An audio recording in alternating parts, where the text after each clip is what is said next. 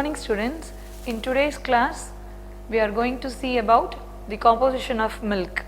This is Dr. K. Jansi Rani for another happy learning session for you.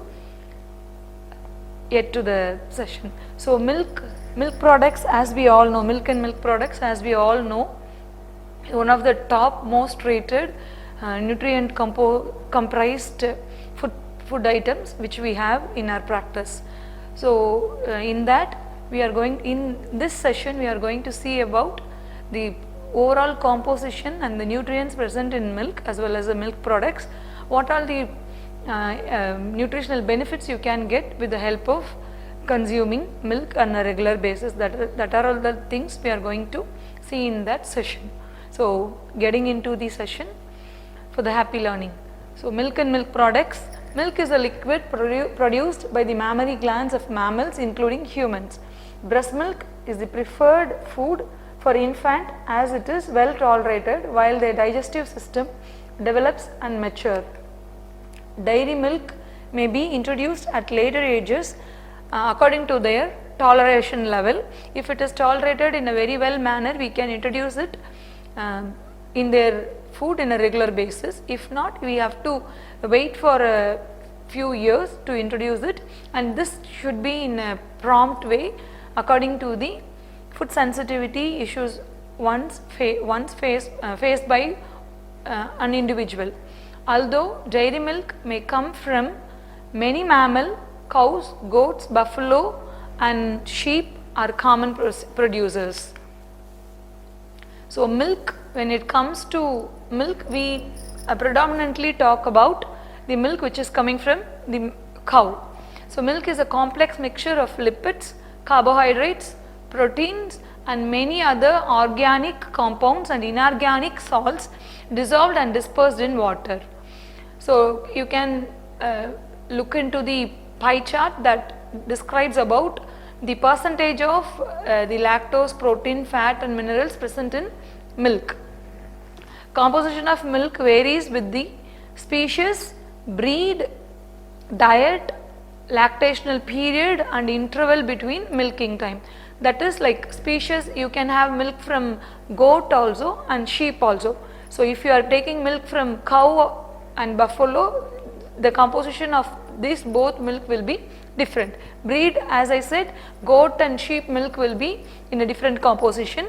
Diet, what are the diet taken by the mammals like cow, goat, sheep, everything, it also has a major impact on the composition of milk. Lactational period, in which month of lactation we are taking it. Like as we all know, if it is the first day of lactation, it is called as colostrum, which will be very high in nutrients and it is a thick liquid yellow color milk.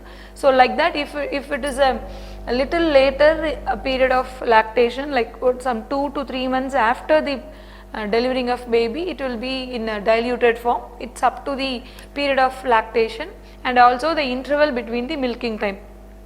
See, many milkmen for the commercial purpose, they do milking very often. So we have to give time for the milk to secrete.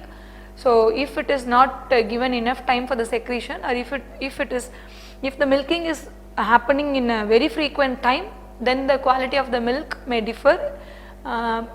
Especially it will be reduced. So here comes, whole cow's milk contains about 87% of water.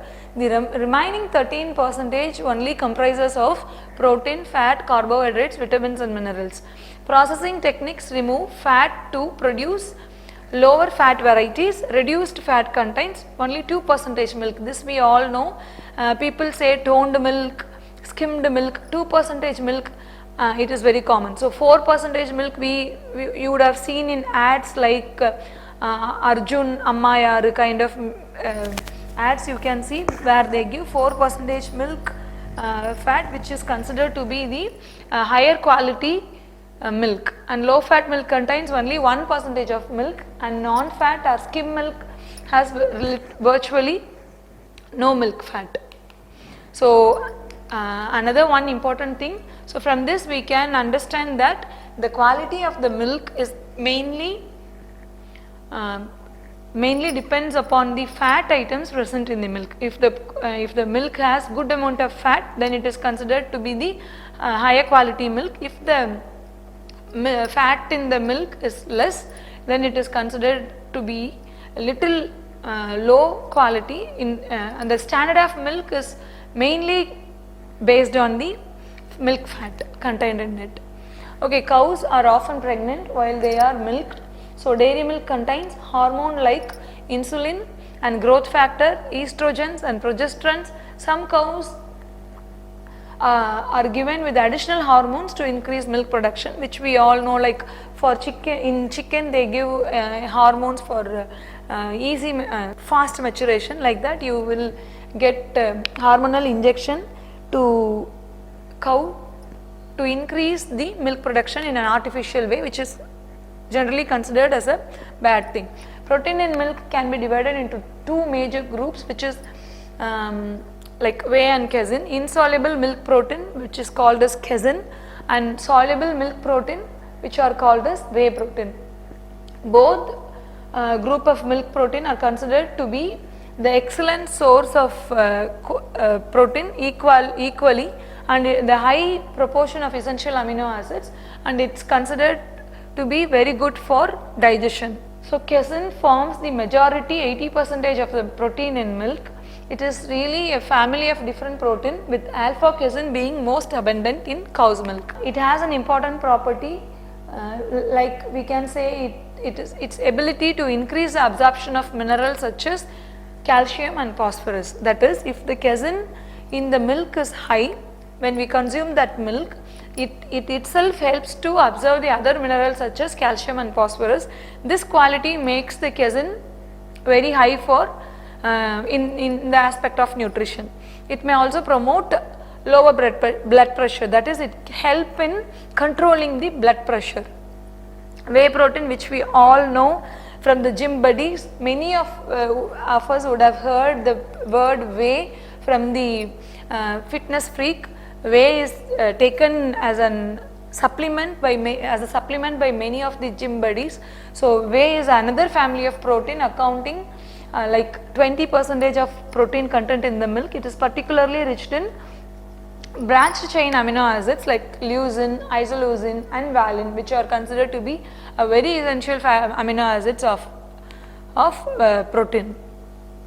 Whey have been associated with many beneficial health effects such as decreased blood pressure, improved moods during period of stress. So you can, if you face mood swings or stress and depression, you can try taking whey during the period of depression. So whey protein is an excellent source for growing and maintaining muscles.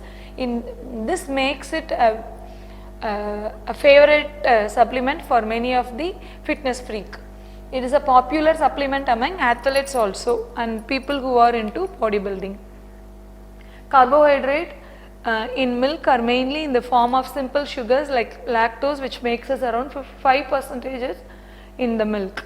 In your digestive system, lactose break down into glucose and galactose. These are absorbed into bloodstream, which can be utilized into an energy source. Vitamins and minerals, as we all know, milk is a good source of many minerals, especially calcium. So calcium and vitamin D essential for bone health. Phosphorus, it works with calcium for bone structure and other body functions.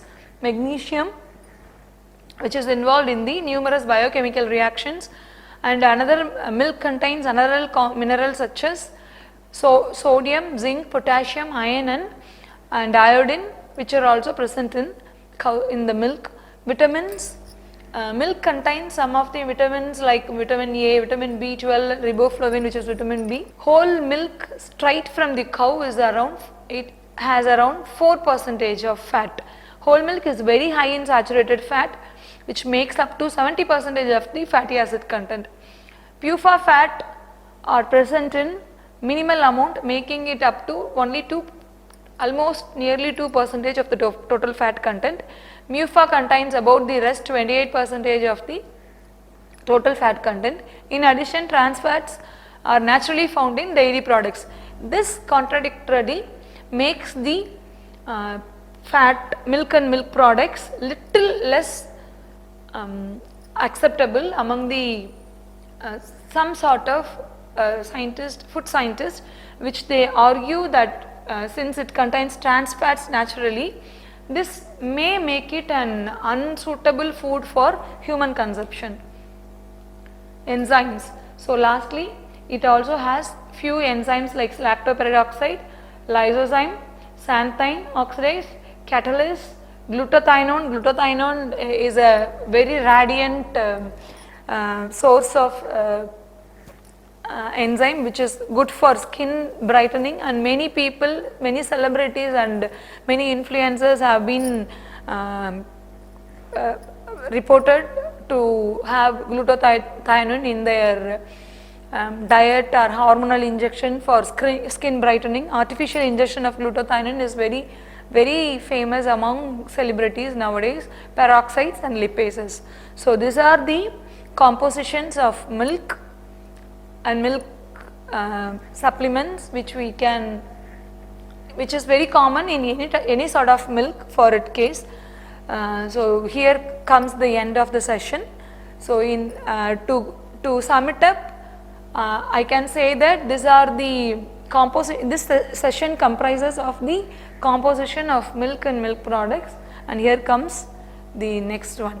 So if you have any clarifications, you can just go through the video, and if you have any clarification, you can note it down and bring back to me for further clarification. Thank you, and we will meet you in another happy learning session. Thank you, students.